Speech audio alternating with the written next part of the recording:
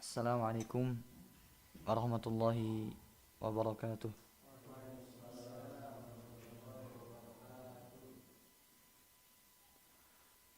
Alhamdulillahi wa kafa.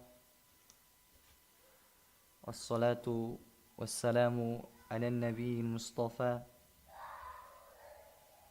wa ala alihi wa ashabihi ahli sidqi wal wafa. Amma ba'du.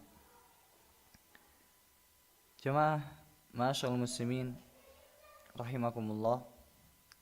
Alhamdulillah, segala puji bagi Allah Subhanahu wa taala yang masih memberikan kepada kita nikmatnya yang tak terhingga. Di antara nikmat tersebut yaitu kita masih diberi kesehatan oleh Allah Subhanahu wa taala.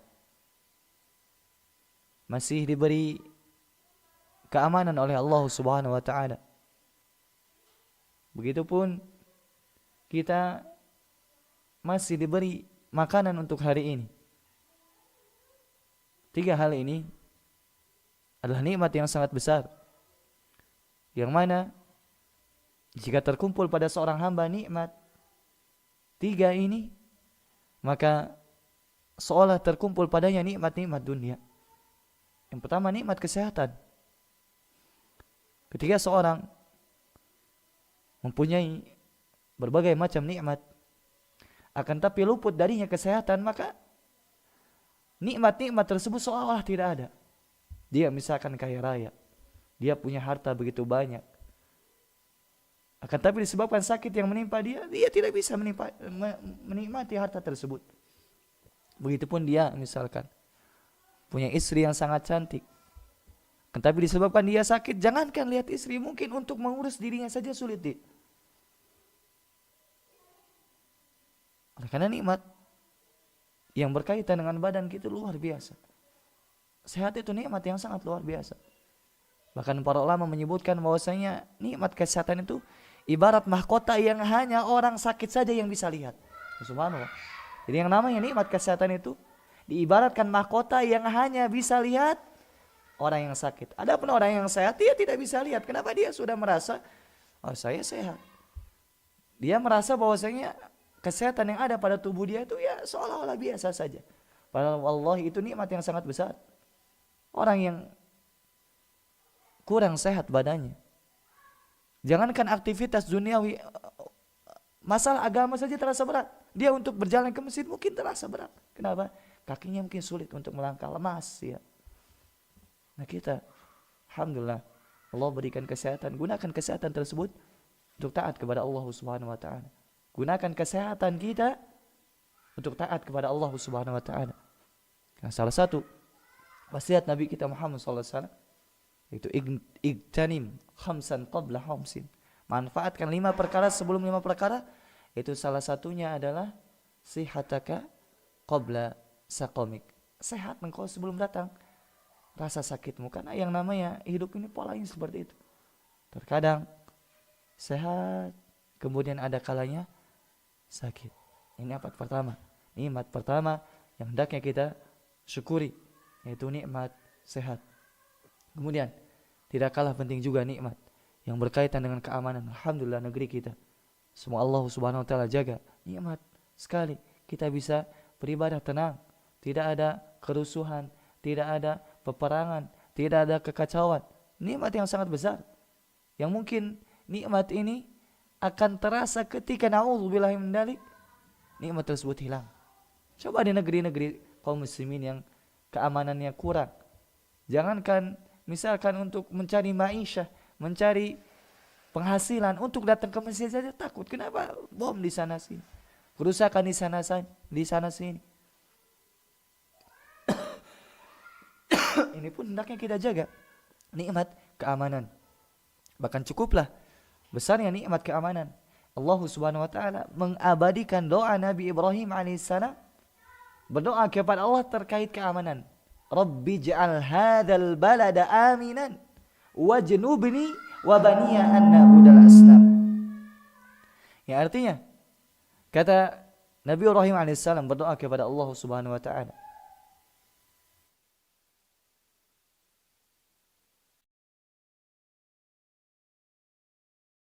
negeri yang aman, sentosa.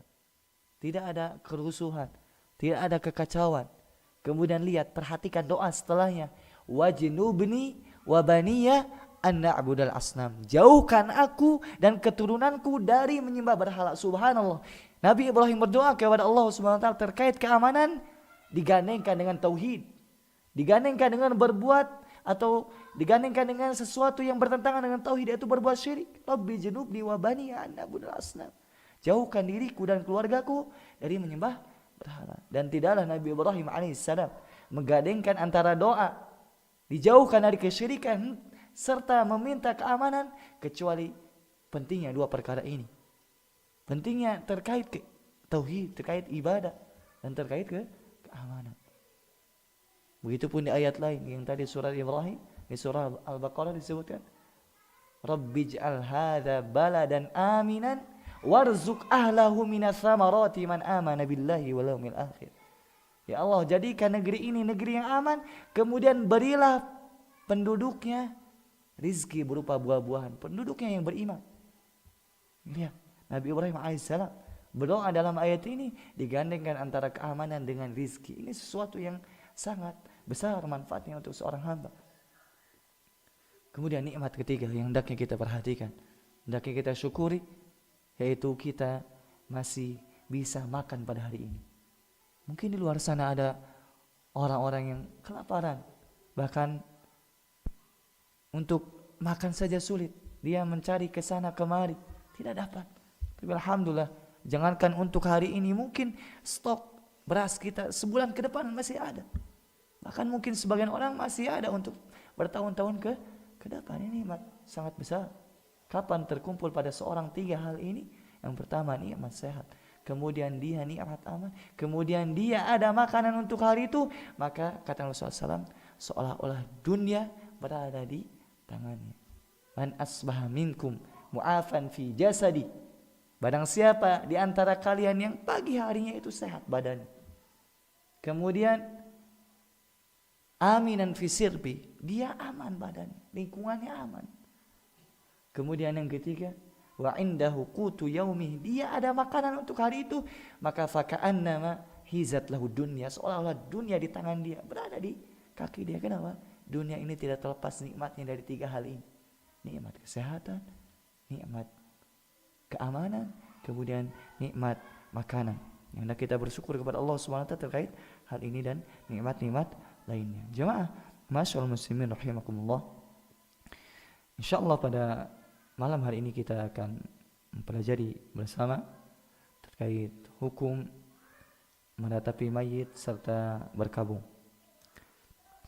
Terkait meratapi mayit, maka ulama menjelaskan bahwasanya hal tersebut termasuk dosa besar. Dosa besar yang mengakibatkan laknat. Dosa besar yang jika tidak ditaubati, maka ujung-ujungnya siksa di akhirat jika Allah tidak ampuni. Dan biasanya yang namanya meratap itu identiknya dengan perempuan, karena perempuan itu main perasaan di situ.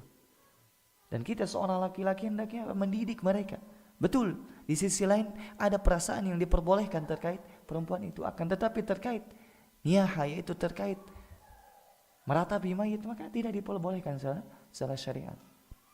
Jangankan kita, jamaah masyaallah muslim rahimakumullah, zaman Nabi Muhammad SAW, sahabiat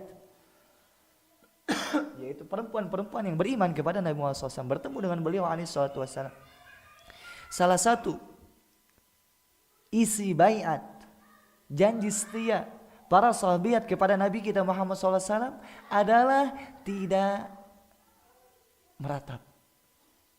Bahkan subhanallah, yang menariknya bukan di sini, akan tapi Ummu Atiyah radhiyallahu anha, beliau mengatakan kami berbaiat supaya tidak melakukan meratap mayit, akan tapi ternyata di antara kami tidak bisa melakukan hal tersebut, cuma 5 orang yang hanya bisa. Subhanallah. Padahal kita tahu kesolehan sahabiat, akan tapi berkaitan dengan perasaan mereka apa? Terkalahkan dengan perasaan. Ini sahabat Nabi Muhammad SAW, apalagi istri kita, istri sahabat Abu Musa al-Asy'ari radhiyallahu anhu. Ketika Abu Musa hendak meninggal dunia, sakit parah, pingsan, Kemudian istrinya teriak, meratap. Abu Musa al-Asy'ari tentu beliau mengatakan ketika sadar, saya berlepas diri dari orang yang Rasulullah SAW berlepas diri darinya. Salah satunya apa? Itu meratapi yang sakit, meratapi yang air.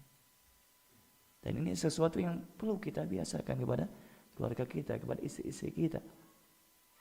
Dan jangan salah dipahami, yang namanya meratapi mayit itu seperti teriak-teriak, kemudian seperti sobek-sobek pakaian, kemudian cukur rambut, kemudian teriak-teriak, nangis histeris. Ini tidak boleh. Ini yang disebutnya apa? Meratapi mayit. Adapun sekedar sedih, adapun menangis, maka ini diperbolehkan. Bahkan ini rahmah. Nabi kita Muhammad SAW ketika anaknya Ibrahim meninggal dunia dan beliau berbarengan dengan sahabat yang lain, ketika melayat Ibrahim radhiyallahu anhu, Nabi SAW meneteskan air mata, nangis beliau, sedih beliau.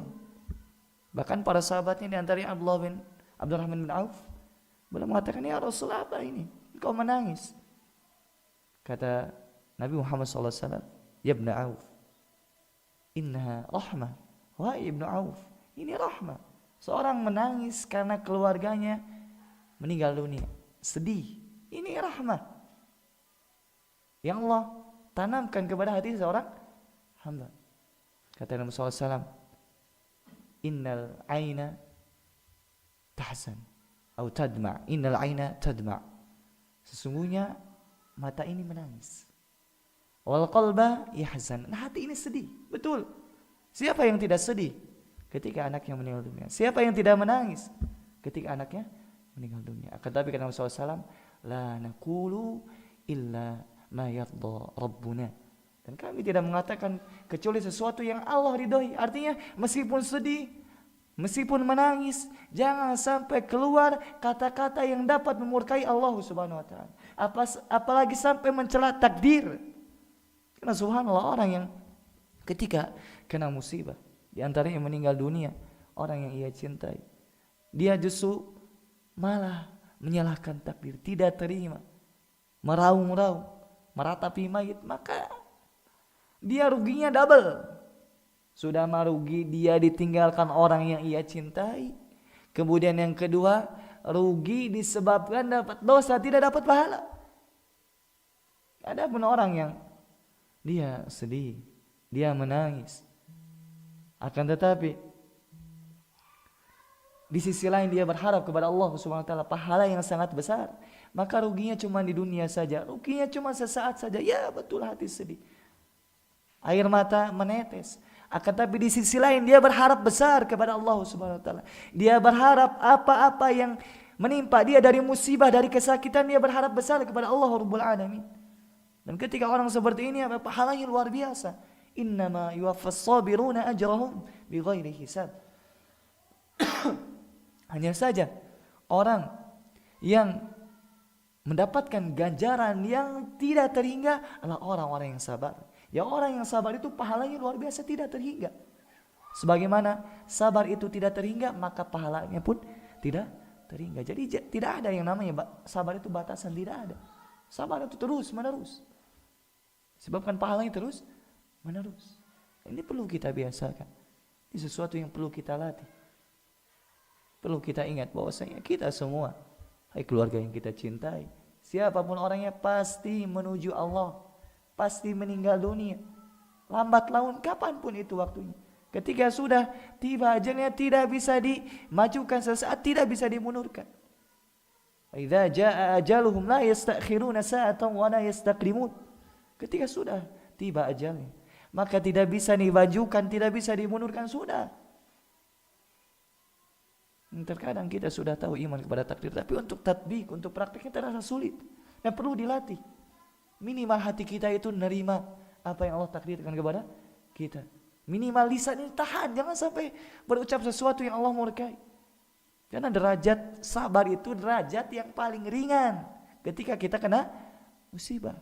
Karena di derajat sana ada yang lebih tinggi, yaitu bagaimana seorang ridho. Jadi derajat yang paling bawah yang wajib hukumnya ketika seorang dapat musibah adalah sabar. Ini wajib. Tidak dapat tidak, sudah wajib hukumnya.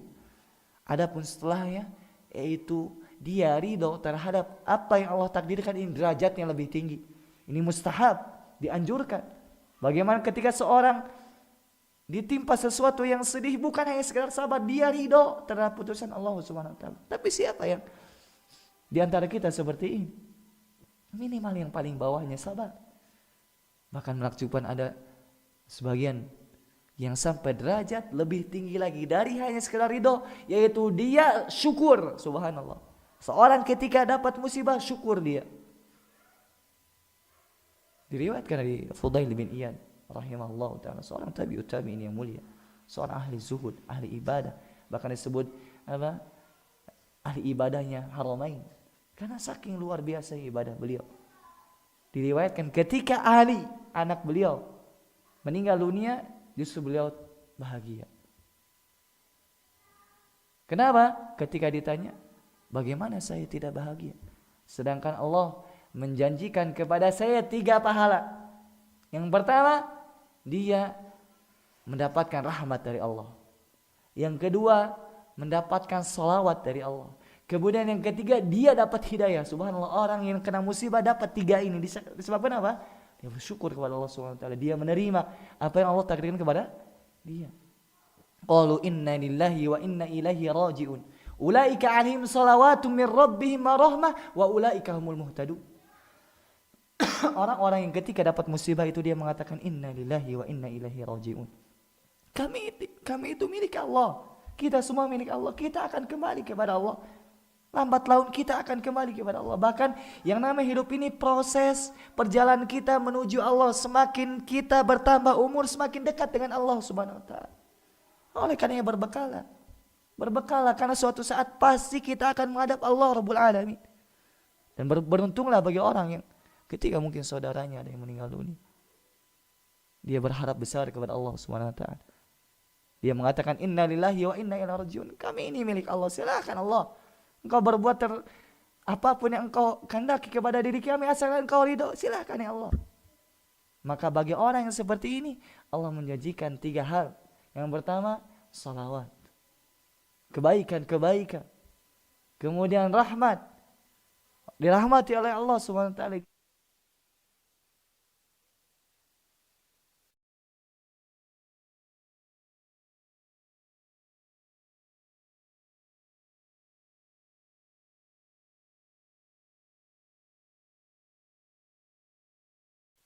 Syukur kita bisa ridho, bahkan lebih bagus lagi kita bisa bersyukur kepada Allah Subhanahu wa taala dengan apa yang Allah berikan kepada kita. Oleh karenanya kita lihat petunjuk Nabi kita Muhammad sallallahu alaihi wasallam ketika beliau alaihi salatu wassalam mendapatkan sesuatu yang terasa pedih, terasa sakit, beliau mengatakan alhamdulillah ala kulli hal. Segala puji bagi Allah dalam setiap keadaan. Allah layak untuk kita puji dalam setiap keadaan. Bagaimana tidak? Sedangkan apapun yang rasa sakit yang kita dapatkan itu rahmat dari Allah Subhanahu wa taala. Kita sakit, subhanallah. Kita capek, kita lelah. Rasa capek kita, rasa lelah kita Allah ganti dengan kebaikan asalkan kita berharap kepada Allah Subhanahu wa taala. Mulianya Allah, agungnya Allah. Bahkan ketika kita membiasakan diri sebelum kita sakit untuk beribadah kepada Allah Subhanahu wa taala, qiyamul lail, salat duha, zikir pagi petang dan lain sebagainya kebaikan-kebaikan. Ketika kita sakit tidak mampu melakukan hal tersebut, Allah tetap beri pahala kita, subhanallah. Ini maha rahmat Allah Subhanahu wa taala. Idza marida al-'abdu aw safara kutiba lahu ma kana muqiman aw sahihan. Barang siapa yang dia itu sakit, dia itu safar, kemudian dia dulunya ketika sehat, ketika mukim mendapatkan atau melakukan berbagai macam ketaatan, maka dicatatkan baginya itu pahala ketika dia sehat, ketika dia mukim. Ini terkait hukum meratapi mayit dan ketika kita terkena musibah. Ini yang pertama yang akan kita bahas pada malam hari ini. Kemudian yang kedua,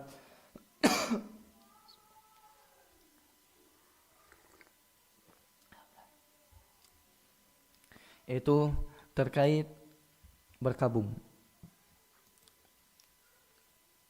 Tiap kita baca kitabnya, Qala al-mu'allifu rahimahullahu ta'ala Syekh bin Baz,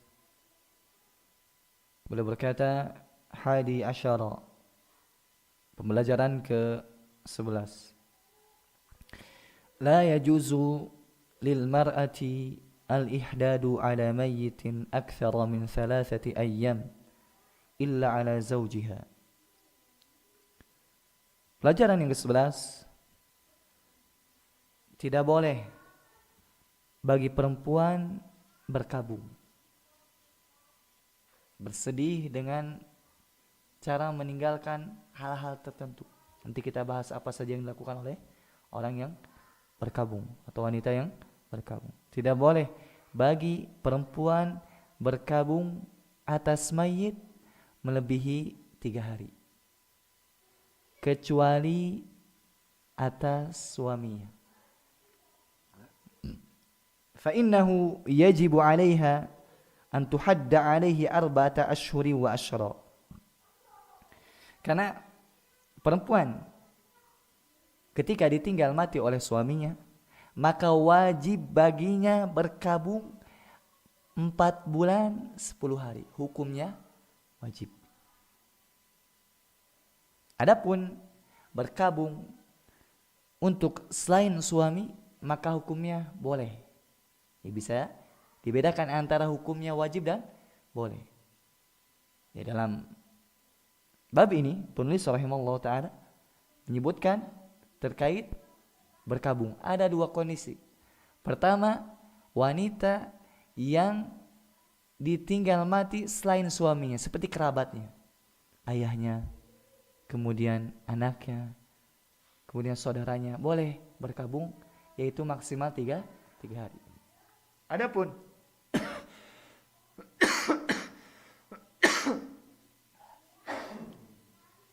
Adapun perempuan yang ditinggal mati oleh suaminya, maka hukumnya wajib berkabung 4 bulan 10 hari.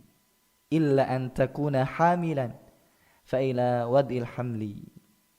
Kecuali perempuan tersebut hamil. Jadi kapan selesai masa berkabungnya, masa iddahnya? Karena yang namanya berkabung itu kaitan dengan iddah, nanti kita bahas. Jadi kapan selesainya? Yaitu ketika melahirkan, jika dia hamil. Jadi orang yang ditinggal suaminya meninggal dunia dan dia hamil, maka selesainya masa iddahnya, masa berkabungnya ketika dia melahirkan. Berarti ini ada 2 jenis. Ada 2 jenis perempuan. Ketika meninggal suaminya, jika dia tidak hamil, maka masa iddahnya dan dia berkabung wajib hukumnya, yaitu 4 bulan 10 hari. Adapun jika dia hamil, maka dia selesai masa iddahnya, selesai masa berkabungnya setelah dia melahirkan anaknya. Bisa panjang waktunya tentunya. Bisa sedang, bisa sebentar. Bahkan mungkin ada kejadian zaman Nabi SAW, baru beberapa saat suaminya meninggal dunia, dia langsung dandan. Dimarahi sama kakaknya, sama kerabatnya, bagaimana dandan? Suamimu baru meninggal dunia. Ternyata perempuan tersebut hamil, kemudian sudah melahirkan. Kemudian ditanyakan kepada Nabi SAW, maka betul perempuan tersebut ketika suaminya meninggal dunia dan dia hamil, kemudian melahirkan meskipun 3 hari, meskipun beberapa jam, maka boleh bagi dia langsung tidak berkabung. Boleh langsung dandan, boleh langsung nikah. Ini terkait berkabung. Dithubuti sunnati sahihati anin Nabi SAW bidzalika. Nah, alasannya kenapa tadi orang yang hamil itu selesainya ketika dia melahirkan, karena memang ada hadis sahih terkait hal ini. Bahkan ada ayat, wa ulatul ahmali ajaluhunna ayyadna hamlahun. Dan bagi orang yang dia hamil itu, maka ajalnya, iddahnya, yaitu sampai dia melahirkan. Sudah, kalau sudah melahirkan, meskipun baru saat, silakan. Dan silakan cari suami lagi jika memang apa? Sudah move on. Kalau suami gimana? Kalau suami itu ammar rajul fala yajuzu lahu an yuhadda ala ahadin. Maka laki-laki itu tidak boleh apa? Berkabung. Haram hukumnya. Laki-laki itu haram hukumnya berkabung. Boleh langsung menikah. Misalkan istrinya baru berapa hari meninggal dunia, boleh langsung dia menikah.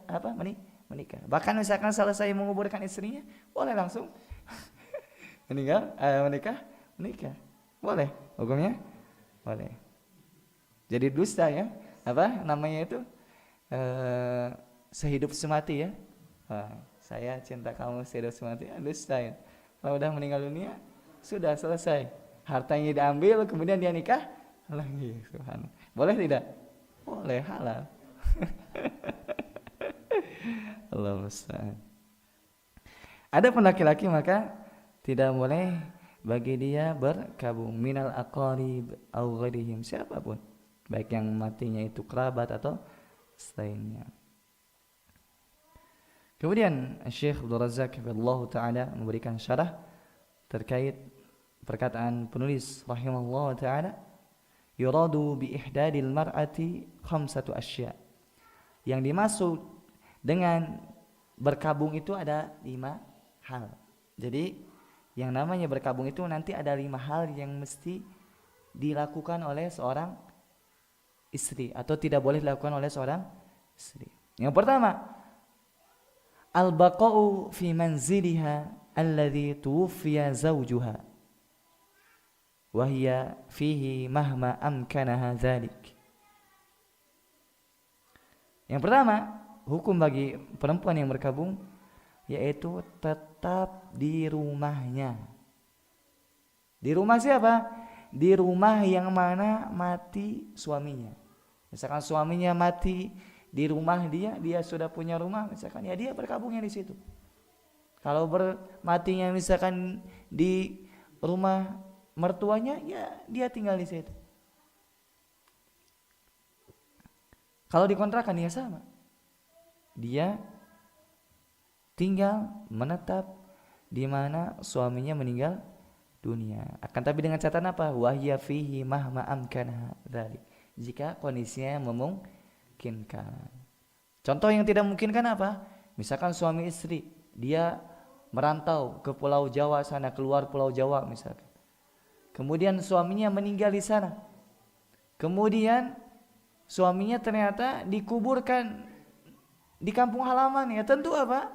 Dia tidak mungkin balik lagi misalkan ke sana untuk hanya sekedar berkabung. Ini tidak mungkin kan. Jadi boleh baginya untuk berkabung di rumah ya ibunya misalkan, rumah bapaknya. Kenapa? Karena kondisi ini tidak memungkinkan. Allah a'lam bishawab. Kemudian wala yajuzu khurujuha minhu illa lihaja. Ini catatannya. Tidak boleh keluar dari rumah tersebut kecuali ada keperluan. Nah, seorang yang dia berada di masa iddah, dia di masa berkabung, maka tidak boleh keluar, tidak banyak keluar. Bahkan haram hukumnya keluar kecuali ada aja keperluan, seperti misalkan ke pasar atau dia punya anak mengantarkan ke sekolah misalkan, diperbolehkan selama memang ada kebutuhan. Ini yang pertama. Kemudian yang kedua, tajannubut tibi fi thiyabiha wa badaniha, yaitu menjauhi tib. Tib itu minyak wangi. Fi thiyabiha wa badaniha, dari pakaiannya, kemudian badannya, tidak boleh memakai wewangian bagi perempuan yang berkabung. Karena hukum asalnya perempuan itu jika ingin memakai wewangian boleh ketika dia di rumah. Ketika dia mahramnya saja yang berada di rumahnya, hukumnya boleh. Bahkan bisa bernilai pahala ketika dia niatkan untuk menyenangkan suaminya.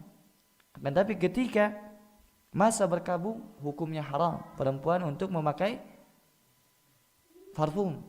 Hukumnya haram. Dan subhanallah, terkait parfum ini syariat Islam sudah menutup rapat-rapat pintu fitnah tersebut. Perempuan itu Jangankan keluar rumah untuk pakai parfum, misalkan belanja ke pasar, ke masjid saja ada larangan yang syariat. Tidak boleh pakai parfum ke masjid, padahal ibadah ke rumah Allah. Karena yang namanya perempuan itu boleh untuk ke masjid beribadah kepada Allah Subhanahu wa taala di masjid-masjid Allah, boleh hukumnya. Salat di masjid boleh. Meskipun yang paling afdal apa? Di rumahnya, bahkan di ruangan yang lebih afdal itu. Tetapi jika di rumah Allah di masjid salatnya, maka boleh. Kan tapi syariat memberikan catatan, yaitu jangan sampai keluar dari rumah ke masjid dengan bersolek, kemudian dengan pakaian yang mencolok, kemudian dengan minyak wangi yang begitu menyengat. Ini tidak diperbolehkan, karena fitnah. Perempuan itu fitnah. Bahkan ketika keluar rumah itu syaitan menghiasinya. Bahkan mungkin yang tadinya tidak cantik, syaitan membisikkan kepada laki-laki, oh itu cantik. Kenapa? Syaitan menghiasinya. Apalagi misalkan di luak-liuk, lenggak-lenggok, kemudian pakai parfum, ini lebih lagi fitnah. Nabi SAW bersabda, "Fattaqun nisa, fa inna awwala fitnati bani Israil kanat fin nisa." Takutlah terkait perempuan, bertakwalah kepada Allah terkait perempuan. Kenapa? Awal kali fitnah yang menjumpai Bani Israel adalah terkait perempuan. Bani Israel itu orang-orang yang cerdas. Tapi ketika berurusan dengan perempuan sudah. Begitupun kita laki-laki, sehebat apapun, sekuat apapun iman kita, kalau sudah urusan dengan perempuan, sudah meleleh. Jangankan kita. Ulama yang besar, Sa'id bin Musayyab, beliau mengatakan, saya itu jika diberikan amanah berupa harta dijaga, apapun itu pasti saya amanah. Tapi terkait perempuan, meskipun budak hitam, kalian amanatkan kepadaku, berdua-dua denganku, aku tidak bisa. Ini siapa? Abu Bakarnya tabi'in, Sa'id bin Musayyab, Musayyib. Ini syariat sudah menutup rapat pintu fitnah seperti ini. Begitupun wa kadzalikal hina, begitupun pacar. Pacar itu apa bahasa Indonesia-nya? Hina itu yang dari Arab itu biasanya pacar ya? Ya itu pacar ya. Itu juga hukum asalnya diperbolehkan bagi perempuan yang diam di rumah kemudian ingin menyenangkan hati suaminya, boleh. Karena itu tidak menghalangi kulit dari sampainya air kepada kulit. Begitupun pakai pacar misalkan, boleh hina itu. Akan tapi terkait hukum berkabung maka tidak boleh meskipun di rumah. Allah alam bisa. Berkata Basyarah hafizallahu ta'ala, tajannubu lubsil hulyi bi jami' anwa'ihi.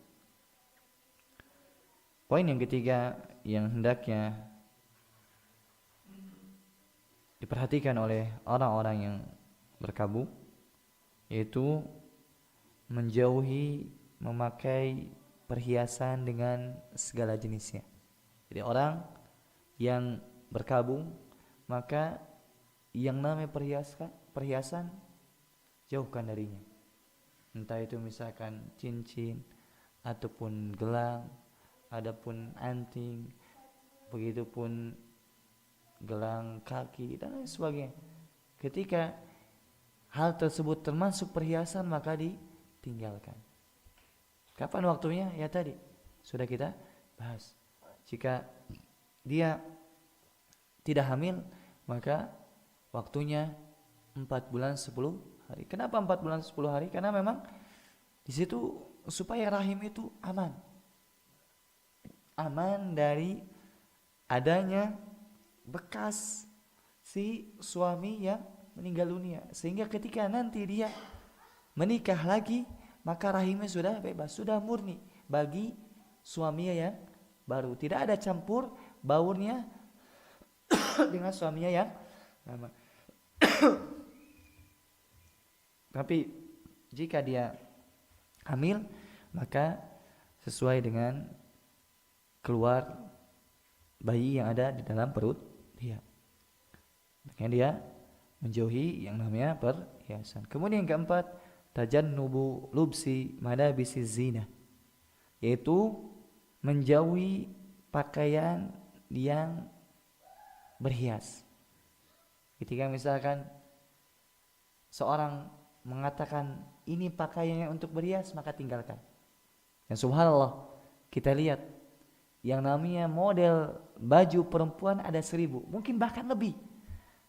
Berbagai macam itu, pernak-pernik, ada yang di sini, ada yang di sini. Bahkan yang harusnya pakaian tersebut dipakai di rumah, digunakan di luar, subhanallah. Dan perempuan itu apa? Ya mungkin kecenderungan kepada perhiasannya, kepada pakaiannya itu lebih besar daripada laki-laki. Nah, syariat tidak melarang selagi memang apa? Hal tersebut dipakai memang pada batasannya. Baju yang memang misalkan carang atau carang itu apa? Terawang ya, bisa dilihat, transparan, itu dipakai di rumah, bukan justru sebaliknya. Keluar pakai transparan, di rumah pakai jilbab misalkan. Terbalik. Subhanallah. Dan yang namanya perhiasan ini subhanallah terkait perempuan, bahkan yang sudah ngaji pun pengen itu hias-hiasan itu. Ya betul, silakan saja, akan tapi jangan sampai dimasukkan ke dalamnya apa? Motif yang dapat membuat hati laki-laki itu tertarik. Seperti misalkan cadar, subhanallah. Cadar itu kan apa? Digunakan untuk menutupi perempuan dari pandangan orang lain, betul tidak? Tapi sekarang cadar itu sudah ada yang manik-maniknya, teng gitu ya, apa? Kayak yang herang-herang gitu. Ketika ada matahari itu kayak seolah-olah nih cadar saya baru, cadar saya ada manik-maniknya, ada bintangnya, ada lopengnya, subhanallah. Padahal dia gunakan cadar itu apa? Untuk melindungi dia dari pandangan mata laki-laki jahat. Tapi subhanallah zaman sekarang tuh dihiasi sebisa mungkin. Bahkan masuk di dalamnya apa tadi, cadar pakaian syar'i yang mestinya apa? Dijaga sebisa mungkin, justru ada perhiasan di dalamnya. Betul, silakan, syariat tidak melarang sesuatu yang memang tidak ada mudarat di dalamnya. Kan tapi ketika misalkan di sana dapat menarik hati laki-laki, justru membuat tidak nyaman misalkan laki-laki yang melihat, sehingga bisa tergoda, na'udzubillah, maka dijauhi. Karena yang namanya laki-laki itu hati mereka lemah, dan di dalam hati mereka ada penyakit syahwat. Bisa jadi ketika penyakit tersebut dia tidak obati apa? Ya tadi melihat sesuatu yang sebenarnya biasa, kan tapi setan hiasi di situ apa? Akan tergoda. Sehingga misalkan yang tadi nilai hijab itu menutupi, sehingga apa? Olah-olah tidak terlihat lagi nilai hijab pada diri dia. Kemudian yang selanjutnya, yang kelima, ada mulkuhli fi ainaiha, tidak pakai celak, tidak pakai celak. Bahkan di zaman Nabi SAW ada yang izin untuk pakai celak, sakit matanya, meskipun sakit tidak boleh. Kita perhatikan lohir hadis ini, ada seorang sahabiat, anaknya itu ditinggal mati oleh suaminya.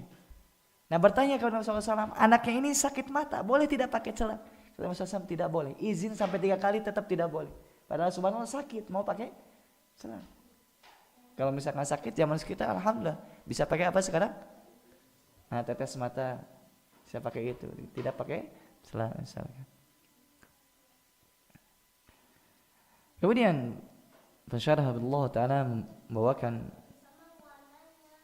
hadis yang dibawakan oleh Ummu Atiyah radhiyallahu anhu anin Nabi radhiyallahu anha anin Nabi sallallahu alaihi wasallam qalat kunna nunha an nuhadda ala mayyitin fawqa thalath illa ala zawjin arba'ata ashhuri wa ashra. Kata Ummu Atiyah radhiyallahu anha, beliau mengatakan kunna, kami. Kemarin sudah kita belajar. Kalau ada kata kami yang menyebutkannya salah seorang sahabat, berarti siapa? Sahabat seluruhnya. Kami, ya, dalam hal ini sahabiat. Kami nunha, kami dilarang. Siapa yang melarang? Rasulullah SAW. Oleh karena istilah apa? Ucapan sahabat tapi dia mempunyai hukum marfu'. Marfu' itu apa? Sampai kepada Nabi Muhammad SAW. Meskipun yang berucap sahabat, tapi hukumnya sampai kepada Nabi Muhammad SAW. Seolah-olah beliau yang mengucapkan, seolah-olah beliau yang melarang. Seperti hadis ini. Hadis ini mengatakan kunna nunha, kami dilarang. Siapa yang melarang? Rasulullah SAW. Apa yang dilarang? Yaitu berkabung atas mayit melebihi 3 hari, kecuali atas suami-suami kami, yaitu diwajibkan waktunya untuk berkabung 4 bulan 10 hari. Bahkan Ummu Habibah mengatakan, sami'tu an-nabiyya sallallahu alaihi wasallam yaqul la yahillu limra'atin tu'minu billahi wal yawmil akhir an tuhadda 'ala mayyitin fawqa 3 illa 'ala zawj fa innaha tuhadda 'alaihi 4 ashhuri wa ashra. Kata Ummu Habibah radhiyallahu anha, aku mendengar Rasulullah SAW bersabda, tidak halal bagi perempuan yang beriman kepada Allah dan yaumil akhir, dia itu berkabung melebihi 3 hari. Tidak halal hukumnya, artinya haram. Bahkan Nabi SAW menggandengkan antara keimanan dengan Allah dan hari akhir terkait berkabung ini. Berarti perkaranya besar. Tidak boleh berkabung untuk siapapun dari mayit melebihi 3 hari illa ala zauj, kecuali terkait suaminya. Adapun jika suami yang meninggal dunia, maka berkabung 4 bulan 10 hari. Illa an takuna hamilan fa ila wadil hamli, kecuali orang yang hamil, maka berkabungnya yaitu sampai dia melahirkan. Berdasarkan firman Allah Subhanahu wa taala, wa ulatul ahmali ajaluhunna ayyadhna hamlahun. Dan orang yang hamil maka ajalnya atau hitungannya atau indahnya yaitu sampai dia melahirkan. Karena yang namanya berkabung itu erat kaitannya iddah. Iddah itu masa perempuan menunggu, haram hukumnya menikah. Bahkan sekedar tasrih dengan jelas mengatakan saya ingin menikah kepada perempuan tersebut, hukumnya haram, kecuali dengan isyarat saja. Misalkan isyaratnya apa? Aku menginginkan perempuan yang semisalmu di rumahku misalkan. Nah, ini isyarat jelas apa tidak jelas? Ini isyarah.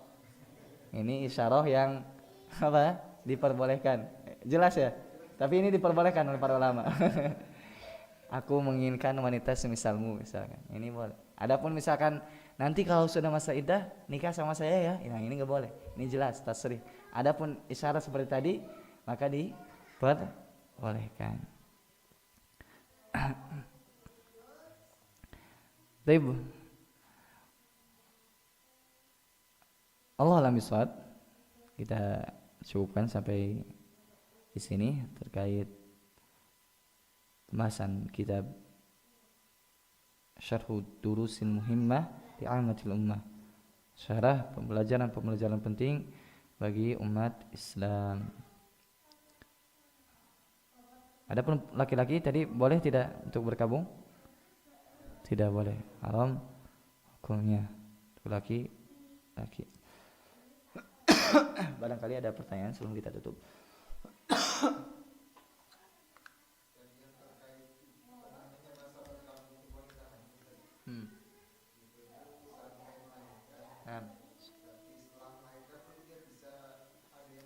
Bisa, boleh. Enggak mesti. Jadi bagi perempuan yang ditinggal mati oleh suaminya dalam keadaan hamil, kemudian dia melahirkan beberapa jam kemudian, maka selesai masa iddahnya dan halal bagi dia untuk melangsungkan akad nikah. Kalau sudah melangsungkan akad nikah, maka tasrih lagi, jelas lagi, saya terima nikahnya Fulana binti Fulan misalnya. Sudah halal. Ingat halal akadnya. Adapun nanti hubungan badannya misalkan ketika dia nifas, maka tidak boleh hukum. Kenapa? Masih ada nifasnya gitu. Jadi bisa dibedakan dua hal tersebut.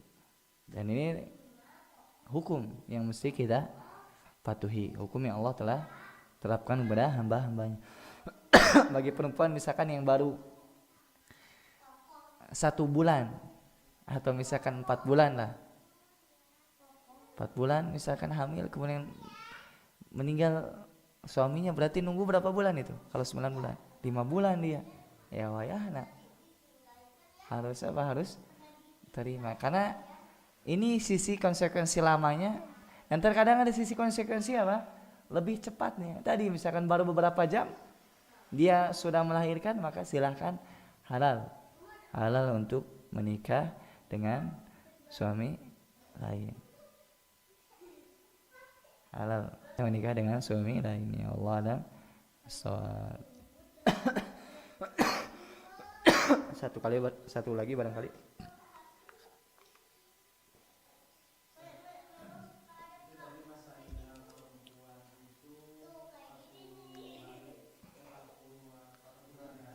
Ah, 4 bulan 10 hari. Berapa totalnya, berapa itu Pak? Ah, 130. 130 kan 3 kali 4 120 tambah 10 ya 103. Terus Pak pertanyaannya?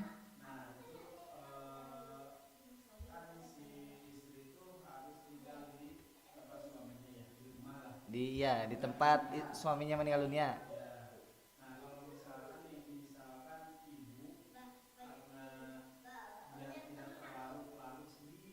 Nah,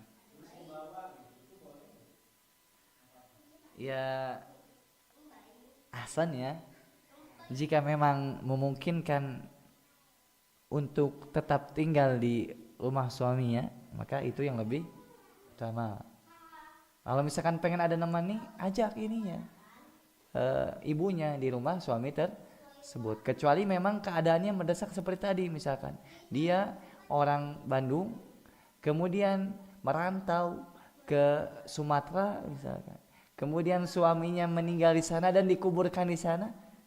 Nah itu mungkin ada keringanan insya Allah untuk dia bisa tinggal di rumah ibunya misalkan, untuk berkabung di rumah ibunya. Apalagi kalau misalkan jelas-jelas si mayat suaminya dibawa ke Bandung misalkan, dan dia ikut melihat misalkan sholat jenazahnya, pengurusan mayitnya misalkan, maka insya Allah tidak mengapa bagi dia untuk berkabung di rumah ibunya. Berdasarkan dari perkataan Syekh bin Baz rahimahullah ta'ala, ketika memang kondisinya memungkinkan. Adapun jika tidak memungkinkan, maka insya Allah tidak mengapa. Allah a'lam bishawab. Subhanakallahumma bihamdika asyhadu an la ilaha illa anta astaghfiruka wa atubu ilaik. Assalamualaikum.